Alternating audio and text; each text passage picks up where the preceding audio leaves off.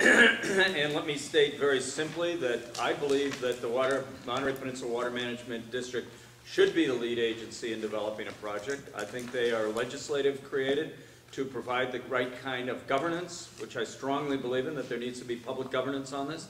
I also believe that they bring with them financing capabilities that are not provided elsewhere. As much as the district has tried over the course of time to be included in this project, we've been excluded. I'm the chairman of the Monterey Peninsula Water Management District, have been on there for 16 years, and we have advocated forever that this is the appropriate district to be participating in and leading the development of a project. Cal-Am, on the other hand, seems to have gone off on their own, and I believe we're headed for a serious argument about governance and ownership. And I believe that there should be public ownership and there should be public governance if we're concerned about water quality, if we're concerned about rates, and if we're concerned about the cost of operations. I believe there needs to be public oversight. The Monterey Peninsula Management District should be the lead agency. Thank you. Dave, you have more time if you want to use it. Well, I hate to do this to you, Skip, but I think I made my point. Okay. And I don't want to ramble on indefinitely, recognizing the public's time. All right. Dave, I'd like you to answer question number 4, please. Somebody trying to get your attention back there. I can't see through the camera. Dave, would you use the mic as they're recording it through? Where is one? Well, there's one right up here on the phone. All right. Okay, question number 4. All right. I believe that the project should be sized to not only address the cease and desist order, but also allow enough water for existing lots of record and additions and remodels to your home. We've had a de facto moratorium on this community forever, and I think it's time that we step forward and said, those people that own a single-family lot of record should be allowed to build a residence on it, and if you want to put an additional bathroom on your house and a couple of bedrooms, I think you ought to be allowed to do that. I think the project should be a size to do that. As far as how we're going to go ahead and measure the tiered rate versus the amount of water per person, seems to me we ought to measure it based on per person. It's the way it's done elsewhere in this state, and I think that this system that we have would work better if it was structured in that way. We've been debating this topic in my mind for far too long. It's time we move on. We know we have a problem. We need to take this project into the community, have the management district move it forward, and go ahead and say, let's not let these people who have a property right that allows them to build a single-family home, not to subdivide that property, but to simply build a single-family home on that lot of record. I think you should be entitled to it, and you've been deprived of that opportunity for far too long in my mind. Thank you. Thank you, Dave. Our next speaker will be Mark Del Piero, candidate for Supervisor, 5th District.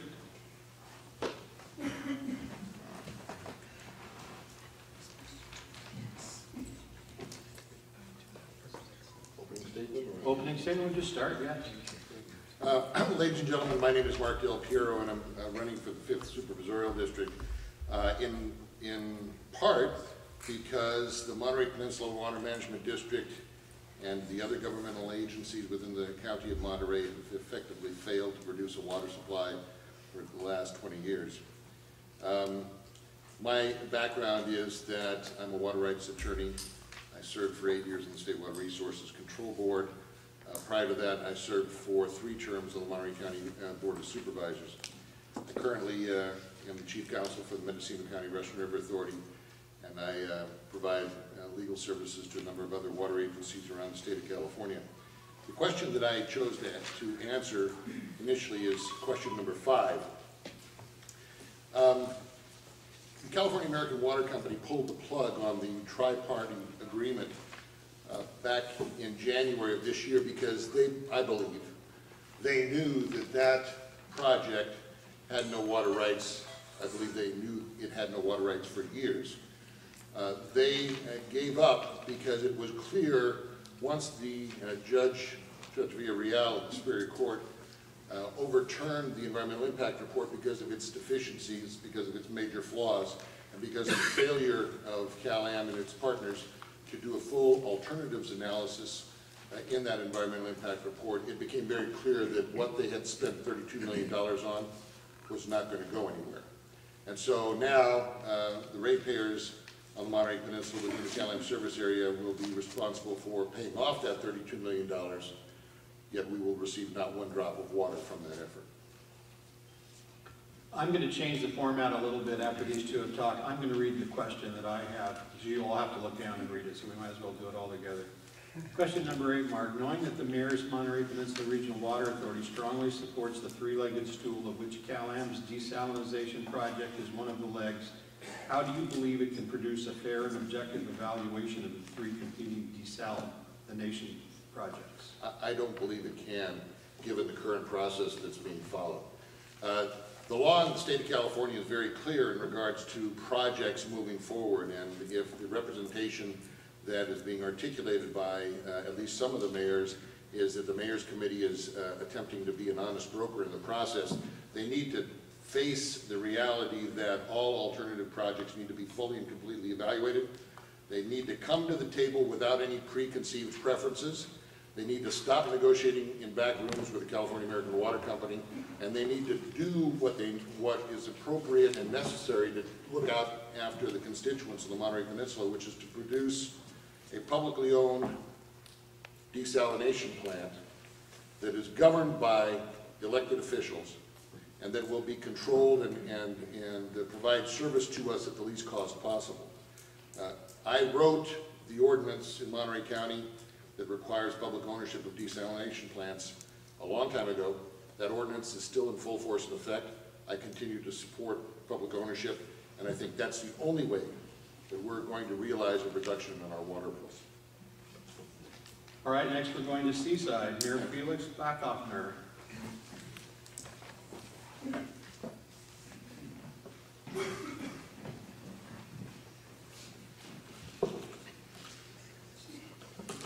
Well, that's a welcome surprise. Good evening, everyone. My name is Felix Backhoffner, and I'm the current mayor of Seaside and seeking re-election this year. You'll hear a lot from me about water in a moment, but one of the things I want to quickly address is finance in the city of Seaside. In the 7 years prior to my election, the city burned through about $13 million of our reserve.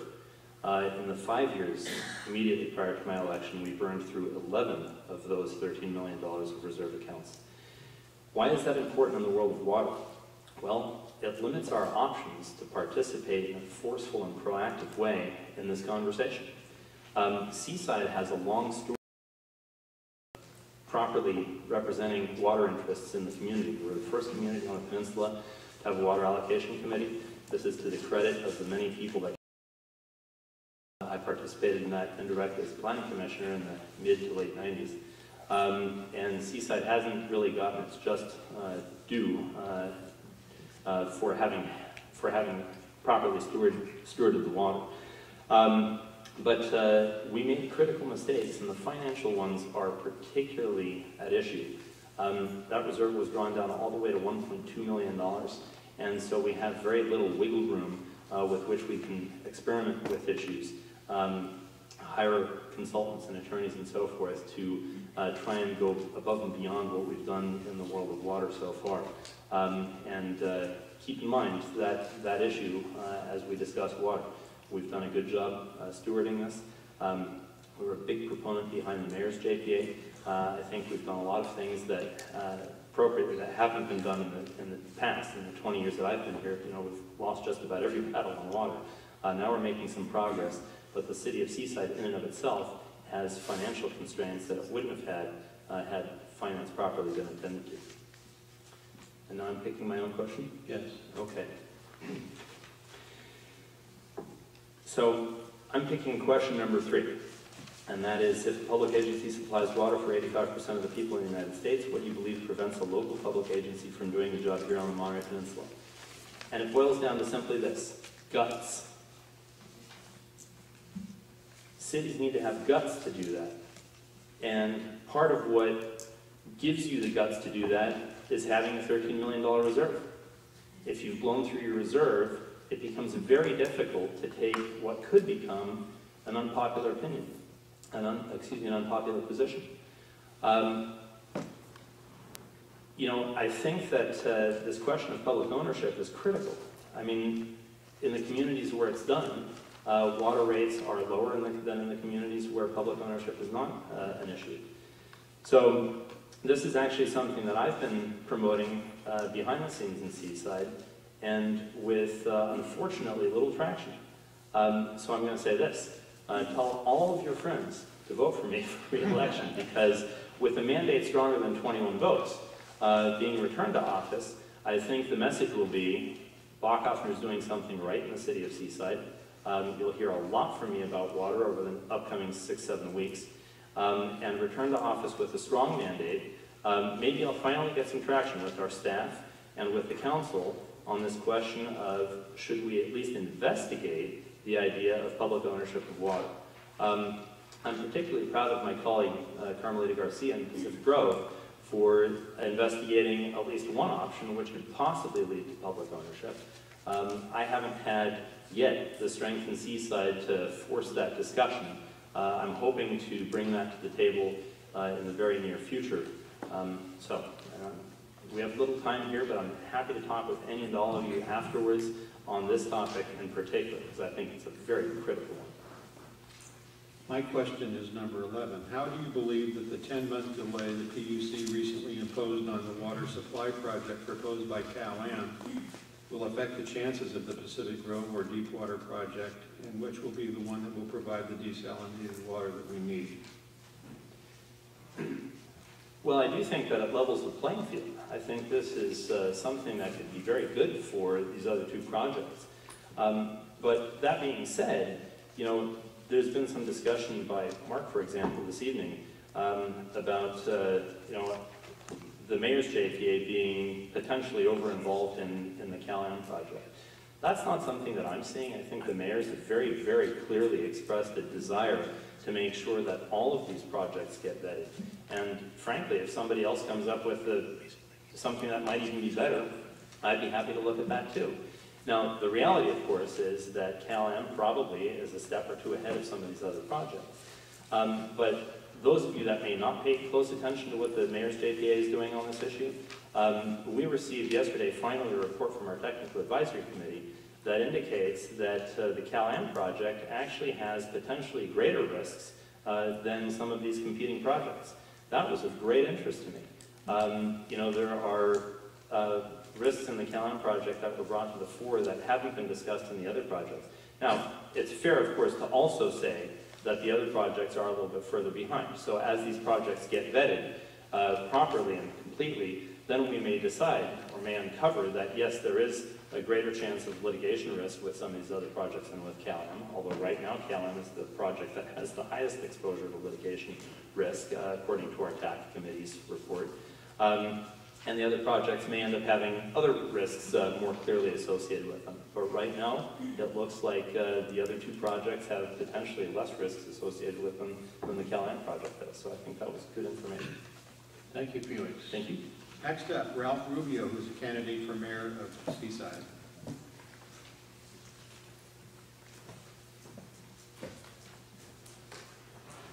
Good evening, everyone. Thank you for being here, and thank you for inviting us to speak on the question of water. Somehow or another, we got city finances involved in water, and that's fine. But I would like to say that, before it gets glossed over, that in the years 2000 and 2010, the state of California experienced 3 recessions. Those recessions had severe impacts on our city, and the city did spend reserves to maintain its operations. And bankruptcy wasn't an option, and it was a bridge to get to where we are today. During that time, the city did, through strategic planning, put in financial wellness and health programs, which are taking effect today. And in that strategic planning, we also articulated a very clear water policy that was put together by our city council, and which subsequently was not adhered to at the JPA. Our clear water policy stated that we were supporting a project that would provide water for lots of record and for our general plan. Very clear, number 1 in the priorities. That was not articulated at the JPA and was not voted on in the final position paper by the JPA. It was a unanimous vote for the reduced plant. Now, I don't know how that will equate to, a reduced plant will equate to new revenues for the city of Seaside, because if we don't have any new water, we won't have any new activity. So, I'll just go move on to my question. The question is number 4, and it relates to exactly what we were just talking about.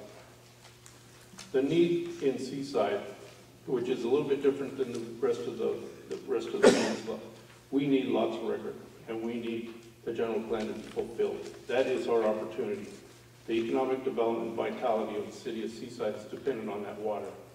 Right now, we have a empty lot that has enough water for a restaurant. This administration has decided that it wants to have a hotel, which will require an extra 7 square feet per year. Well, if that's your position, then why do you support a reduced plan? It's not just lots of record, and it's not just a general plan, but it's the health and safety of our citizens. We have a lot of young people in our community, and their health and safety is very important to us. It's important to me.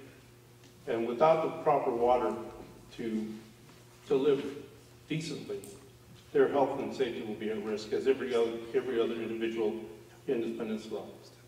So those are the real issues for me in terms of the sizing of the plant, and the mayor's JPA has taken a reduced plant as a preferred option. Okay, my question to you, Mr. Rubio, is number 7. Do you believe that the state should allow Cal-Am to build a desal plant in the county when no other private company can do that? The existing law precludes that. If existing law precludes it, then it shouldn't be done by anybody, if that's what the law says. But each one of the projects has their own individual site that they've chosen for developing the plant. Each has its own problems, each has its own restrictions. I think the only way we're going to find out which of these plants is going to actually produce the water we want, although 2 of them are going for 10 acre feet, which I do agree with. The EIR process has to be adhered to, and we can determine which of these projects is going to be the best. It's kind of hard, I'm not trying to be funny here, but it's hard to grab hold of water issues. There's just so much information and disinformation out there. But the state, I think the state really should give some allowances here for all the projects to be able to move forward. Short of that, then the state's going to have to impose a solution for the peninsula, and I don't think we want that. Thank you, Mr. Rubio. Next up will be Steve Bloomer, who is an incumbent councilman.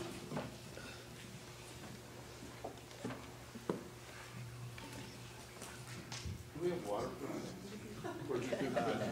I don't know, who's the water carrier? Well, good evening, everybody. I'm Steve Bloomer. I've been on the city's council for Seaside for 13 years.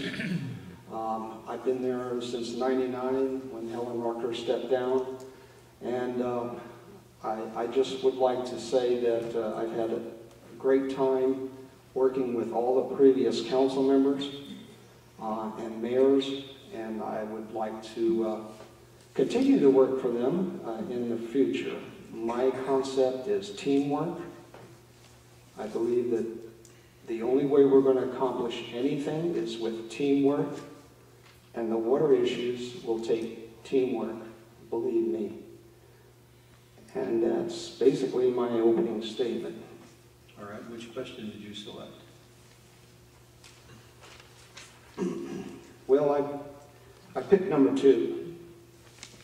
Did you want me to read it? I'll read it. How do interest rates, profit margins, taxes, and relations with the PUC make the cost of water produced by a desal plant owned by a private company more costly than the one owned by a public agency like a city, the JPA, the county, or the water management district? Yes, and the straight, couple of word answer is the lower interest rates. Public agencies are able to get lower interest rates on loans to do the construction for projects.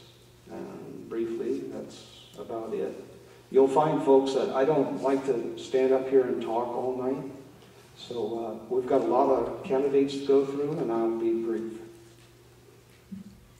My question for you is number 5. Why do you think that Cal-Am did not try harder to make the regional desal project work before pulling out of it and seeking to develop a desal plant on its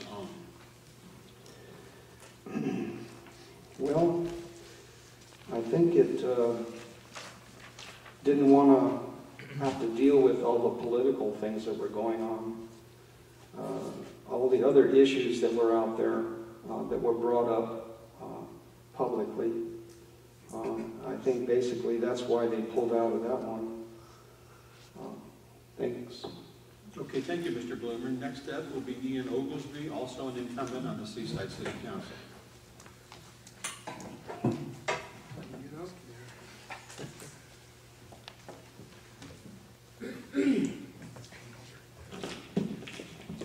Good evening. I would like to thank the WaterPLus for holding this timely forum on such an important issue this evening. I'd like to thank the concerned citizens for their attendance. I'm glad to be able to share my views on such an important issue, working together to find a solution and completion of a water project that is cost efficient, reduces water rates, has strong public oversight or governance, and provides a resource that affects nearly every aspect of our life. Water, which is used to drink, cook, hygiene, landscaping, agriculture, and tourism. That will allow our children or the families that follow us to live, work, and play here for generations. I believe that's the true nature of sustainability. Again, thank you for having me here. I wanted to read my statement quickly to get it all in. I'm an advocate of public ownership of utilities. I think it's important that we finally solve the water issue here on the peninsula. We've been working at this. The assistance order has been out there for close to over 15 years, and we really need to come together to solve the issue. I think it's close to 13 different agencies that have oversight of the water. We really need to come together and work on behalf of ratepayers to get this issue done.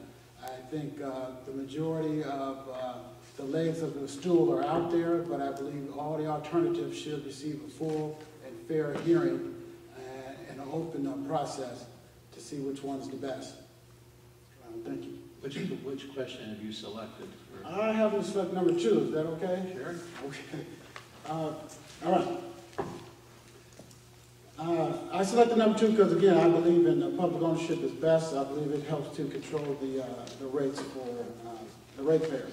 The interest rates charged to a private company will be more than one paid by a public agency, up to 10% for a private company, and maybe as low as 3.5% charged to a public agency, saving the ratepayers somewhere estimates of hundreds of millions of dollars over the payment of the bond.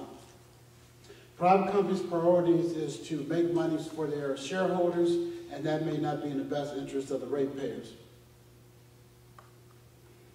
In my opinion, the relationship between the PUC and the private companies are a little too close, as was displayed when the PUC allowed the Cal-Am to charge the ratepayers for the removal of the San Clemente Dam as a safety issue as opposed to a maintenance issue.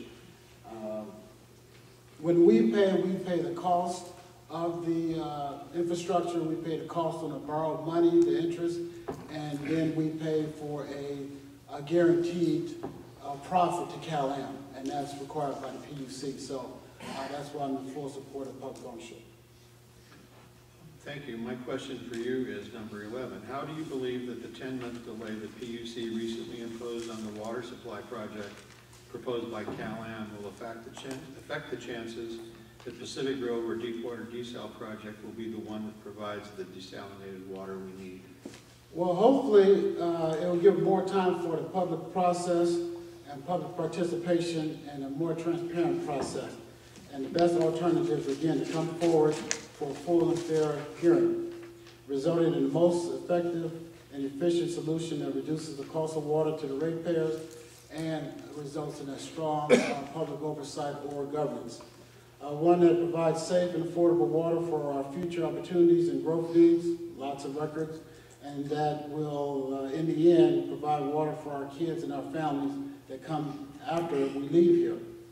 What would kids and the family think once we're gone if we didn't provide water for their future growths and needs? Again, that's what I think is true sustainability. Thank you, Mr. Oglesby. Next up, Jason Campbell, candidate for City Council in Seaside.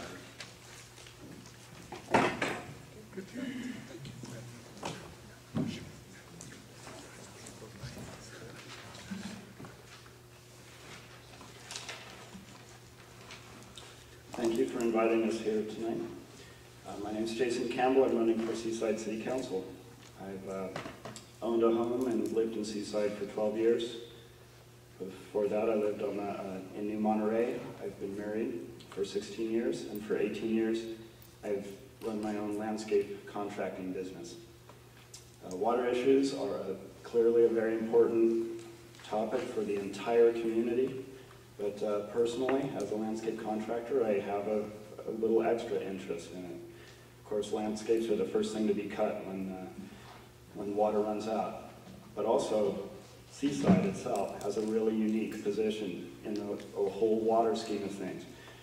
We're sitting on top of the Seaside aquifer. It has its own, not just the CDO from Cal-Am, but it has its own adjudication. We've got to quit drawing so much water from it. We also are served by 3 different water suppliers. We're served by Cal-Am, we're served by the city water system, and we're served by Marina Coast Water District. So we have, it's very complicated. If you think it's complicated elsewhere, it's very complicated in Seaside, and I think it puts us in a unique position to really have a large effect. The reservoir under us, I think, really should be protected as well. It's being overdrafted right now, and if we're not careful, we might end up seeing contamination. So basically, if I'm elected, my priority would be securing a reliable water supply. I like the 3-legged stool approach, but with serious competition, I think we can provide water at the lowest cost for the ratepayers. Which question have you selected? Selected number 10. Number 10. Do you believe that Cal-Am's water supply proposal should include the Pacific Road East-South project as a potential water source along with groundwater replenishment and aquifer storage and recovery? Well, basically, I look at this question and I think it's about competition. And should a proposal contain multiple sources of water? Absolutely. I think without that competition, the ratepayers are going to be on the losing end again. I'm astounded by the predictions, by how much we pay for water and how much we're going to pay for water. But I'm even more astounded by how much money we've paid for no water. Just as an example, at the regional desal plant, I mean, something like we have a tab of $40 million and we got nothing for that. I'll tell you that the competition and keeping public control, public governance, public financing is very important to keep these things down.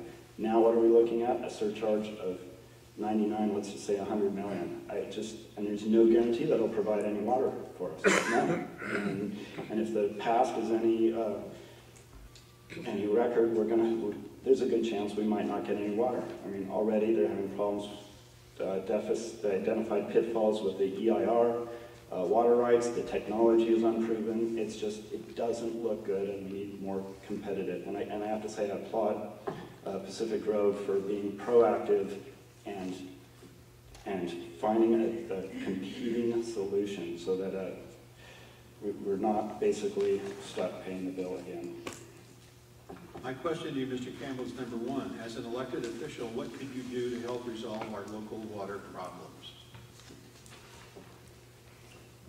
Well, first off, like I said, I would really promote competing ideas. And I would also look for a way to maybe perhaps expand the public water provider that we have in Seaside, and to see how that competes with Cal-Am. I think we should continue conserving, promote conservation, even though I recognize we already use very little water per capita on the peninsula, but things such as promoting rebates for retrofits. I saw a recent study that said for every $300 in spent on retrofits, we save maybe 1 acre foot, and that's an incredible return. So we would expand things like that. I tell you, if I do get one more flyer from Cal-Am telling me not to water during the heat of the day, I'm going to probably pull my hair out, because they charge us for that. I mean, they charge us to print that up and take a little profit off the top, and we all know that already. So I really promote smart, publicly controlled water systems. Thank you. Thank you for your comments. Next up, Dave Pacheco, candidate for Seaside City Council.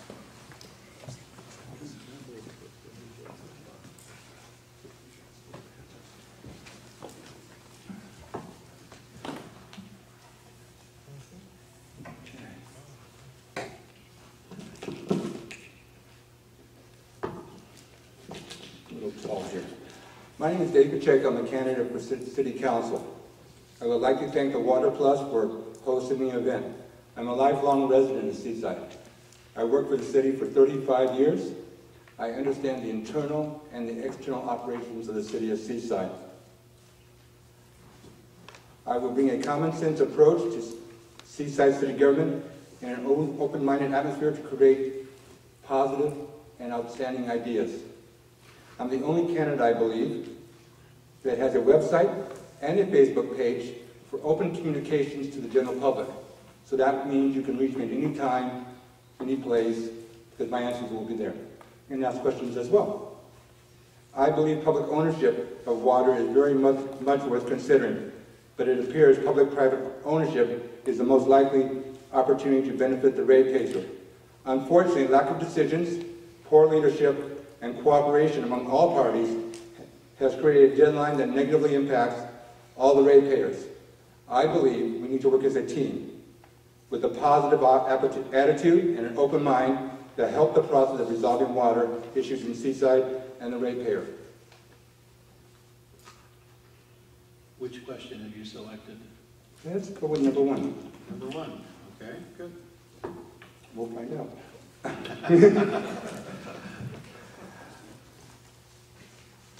We're going to go this a different way. I'm proud to announce that I'm not endorsing any candidate that's running for the City of Seaside Council. I'm going this because all my life I've been a team player that brings people together. That's what we need to do with water. All my life in the JCs, pony baseball, Tour of California, the Olympics program, the Seaside Dolphins, my goal is to unite people, find compromise, and work together. Water is a huge issue, and I have no agenda, because I'm the new kid on the block, but relatively old. And I think with an open mind, with a positive attitude, and bringing and uniting people, there's got to be a way to make this work, because you have no options. And it will work if we unite, come together, get rid of the egos, and make positive movement towards creative solutions. All right, my question to you is number 9. In addition to the cease and desist order against Cal-Am's overdraft of the Carmel River, do you believe that the State Water Resources Control Board should have ordered the Monterey Peninsula Water Management District to develop an adequate alternative water supply, since the state gave it, rather than to Cal-Am, the explicit authority to do so? Okay. The development of an alternative water supply should have or continue to be a local decision. Outside interests and local interests have not been able to work together. That is why we have a cease and desist order. In a sense, we are trying to make up for prior neglect and lack of cooperation, comment we made earlier. Unfortunately, there's no one solution at this time, but they need to work together in the best interest of the ratepayer. And that's what we're all about, helping each other to find solutions. Thank you very much, Mr. Pacheco. Thank you, sir. Next up, Carmelita Garcia, incumbent mayor of Pacific Grove.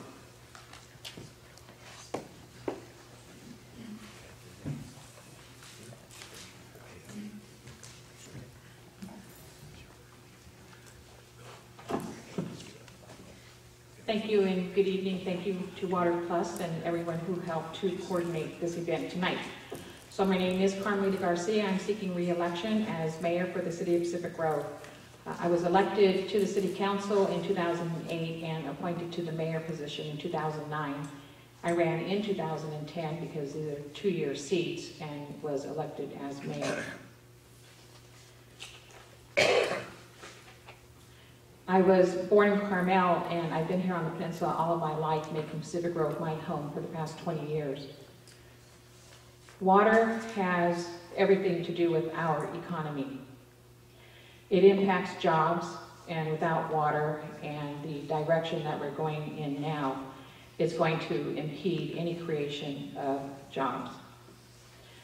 All cities throughout the peninsula, Monterey County, experience unfunded mandates brought down to us by the state. Recently, the state eliminated the redevelopment agencies, took hundreds of thousands and millions of dollars away from cities. In Pacific Grove particularly, we have a multi-million-dollar mandate that has to do with our storm water runoff. It's unfunded, and we have to figure out a way how to pay for the storm water protection. What I have just shared with everyone impacts our general fund budget. In Pacific Grove, we have a very high population of seniors and families who are on fixed income.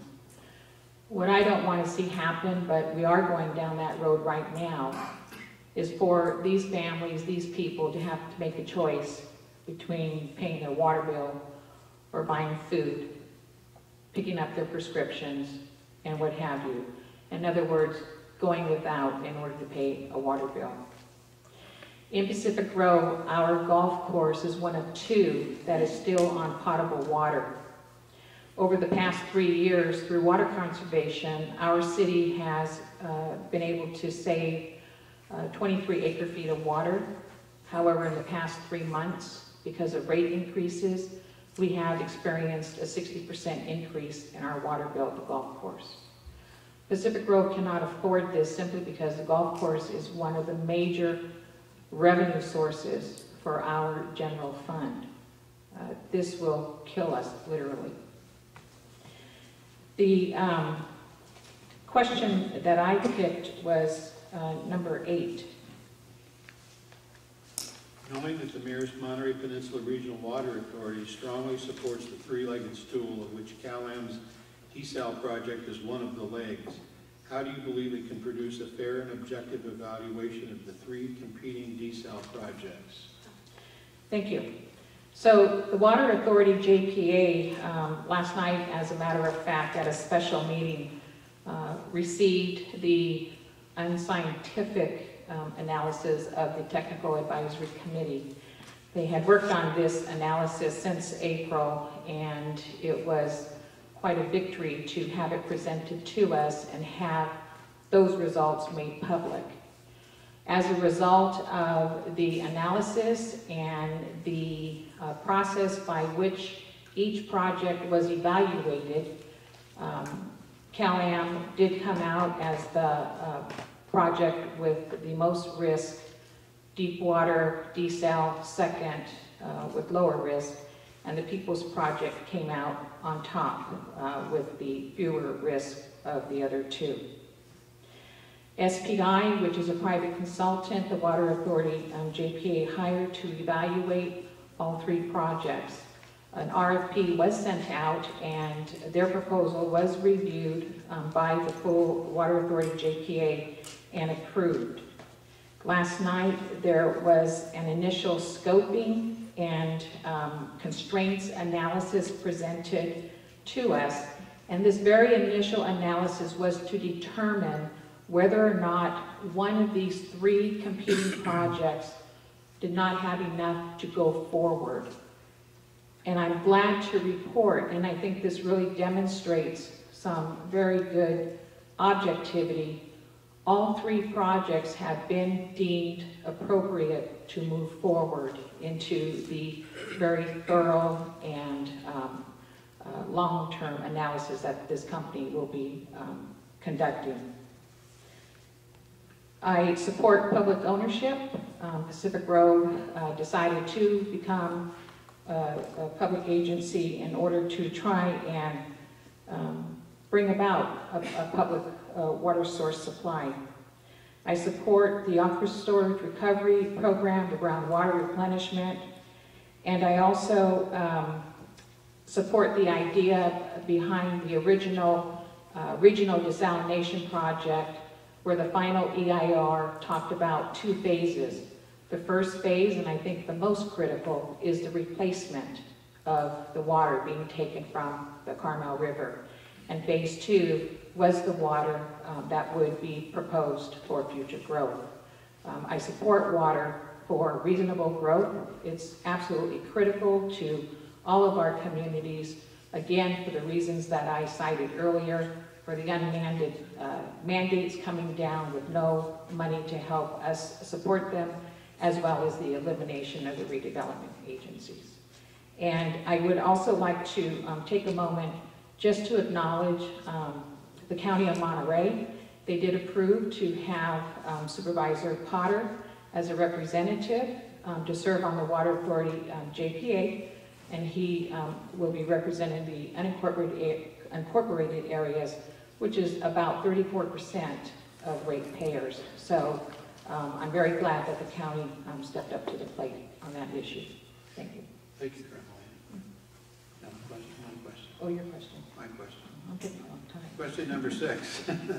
Why do you believe CalAm is proposing to get its water to desalinate from experimental slant wells rather than directly from the ocean, as all but maybe 1 or 2 of the world's 14,000 desal plants do now? Well, aside from the fact that they were approved to do that, I don't think there's any underlying motivation other than to make an attempt to draw water in that manner. Thank you. Next up, Bill Campy, a incumbent councilman, also a candidate for mayor. Good evening, I'm Bill Camp. Thanks to WaterPLus for the opportunity to have this forum.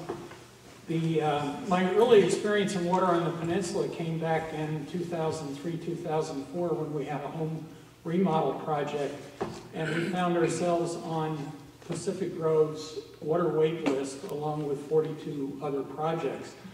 And at some point somebody said, let's see if we can find some water. And a few of us got together to try to break that open. We ended up getting water for all 42 projects offered with a lot of help from the Water Management District and our City Council. But what I learned in the process is water on this peninsula is truly bizarre.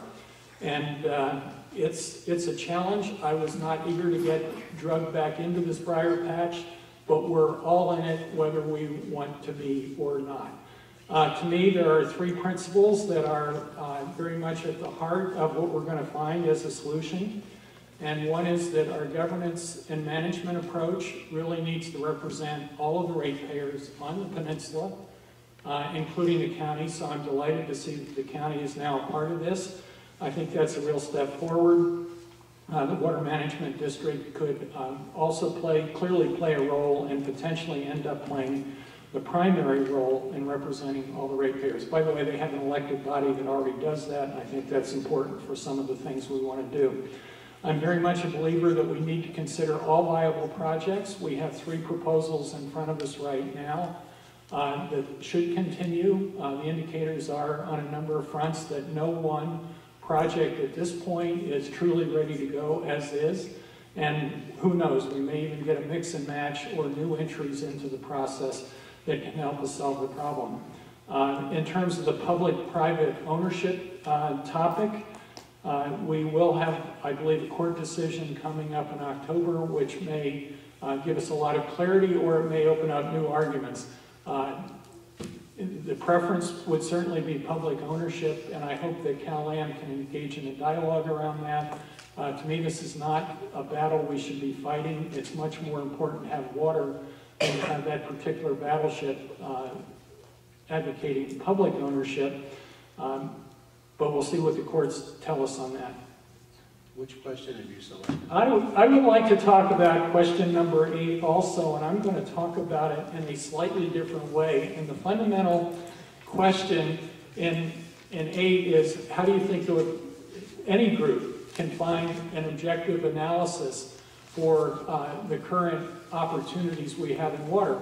And there are two premises in this question that really amuse me. One is anyone in this process objective?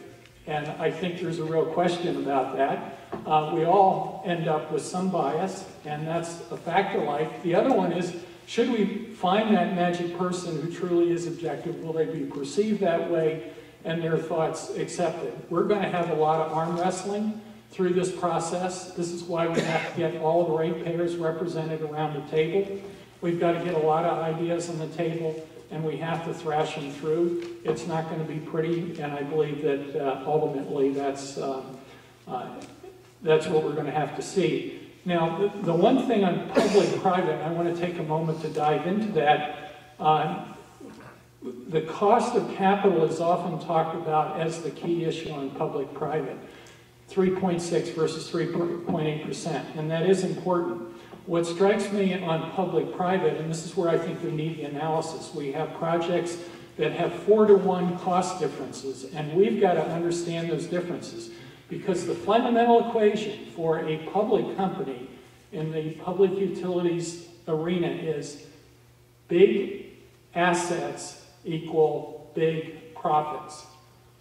We talk about 3.6 versus 3.8% on an interest rate, but the question of why one project is proposed at $128 million versus another one at $450 million or so, I think is a far more significant question to the cost of water for us on this peninsula, and we really have to understand the differences and the assumptions that underlie this. Thank you. My question for you is number 4. Knowing that conservation has reduced our water use only about 70% of average, do you believe that a new water supply should provide just enough water to satisfy the cease and desist order while retaining the current tiered rate structure, or the same amount of water per person as people elsewhere have? Yeah, thanks for a wonderful question, and it is a very emotional question on the peninsula. My belief is the first priority is to get a desal project in place and make the building big enough for some additional cells.